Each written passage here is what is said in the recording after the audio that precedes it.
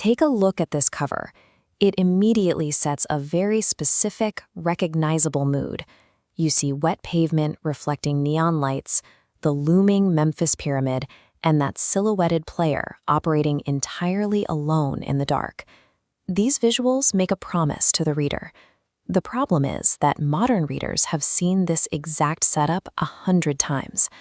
A gritty urban backdrop typically signals one of two predictable paths: a triumphant rags-to-riches fairy tale, or a heavy-handed downfall designed to teach the protagonist an obvious moral lesson. We are deeply fatigued by these formulas. Readers today demand something colder. They want a story stripped of sentimentality, where actions have absolute weight and every move carries a severe, inescapable price. To deliver that kind of narrative weight, a story has to be engineered for it from the ground up, dropping its characters into an expansive, high-stakes environment with nowhere to hide. That brings us to the actual mechanics of the Memphis manuscript. The authors built a strict mathematical tension trap. It operates on a rigid blueprint: 36 chapters, perfectly divided into 4 distinct acts. Into this machine, we place 4 leads: Ice, the athlete; Ghost, the thief; Boost, the hustler; and the twins, the artists. Each possesses their own specific grind, and their individual paths are forced to weave forward through this tight structure. The guiding principle of this entire text is a zero exploitation rule. The tension relies entirely on the mounting pressure placed on these 4 leads, completely rejecting cheap shock value or sensationalized action. By locking the narrative into this 36-chapter grid, the pacing forces consequence. The architecture itself guarantees that as these characters push for success, the trap will eventually and inevitably spring. At the start, the hustle works. In Act 1, operations run clean. Ice dominates midnight street basketball tournaments, executing flawless maneuvers under harsh lights. As they transition into Act 2, increased money brings increased visibility. That visibility creates immediate friction. The twins get their first taste of legitimate studio success, but collide directly with bootleg record labels trying to siphon their tracks. Ice faces a similar trap.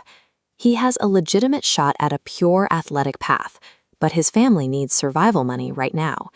He has to weigh his pristine future against accepting immediate cash from the streets. As these individual pressures threaten to pull the group apart, they stay anchored by a singular cultural thread: Memphis jukin. Halfway through the book, this local street dance style is repurposed. Late-night ciphers double as covert cover for quiet business exchanges and high-stakes strategy meetings. Every win in these middle chapters mathematically increases the danger. The visibility they chased is exactly what leaves them exposed to the forces that are about to hit them. When we hit Act 3, the rigid structure is designed to break. The carefully laid plans of the first half intentionally shatter. Ghost executes a highly calculated score that turns disastrous. Simultaneously, the street market is completely flooded with counterfeit versions of the twins' music, backing them into an impossible corner.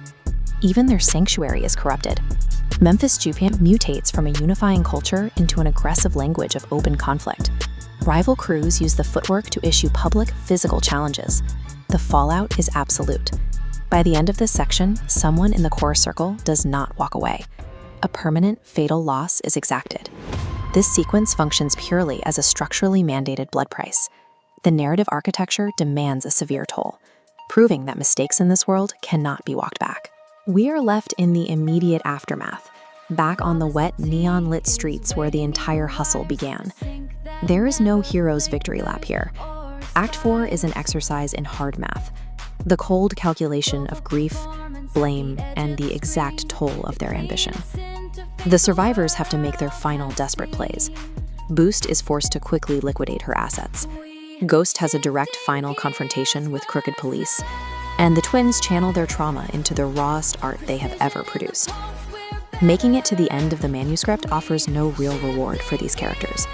Survival means they are the ones left holding the bill for everything they chased. The narrative pulls back.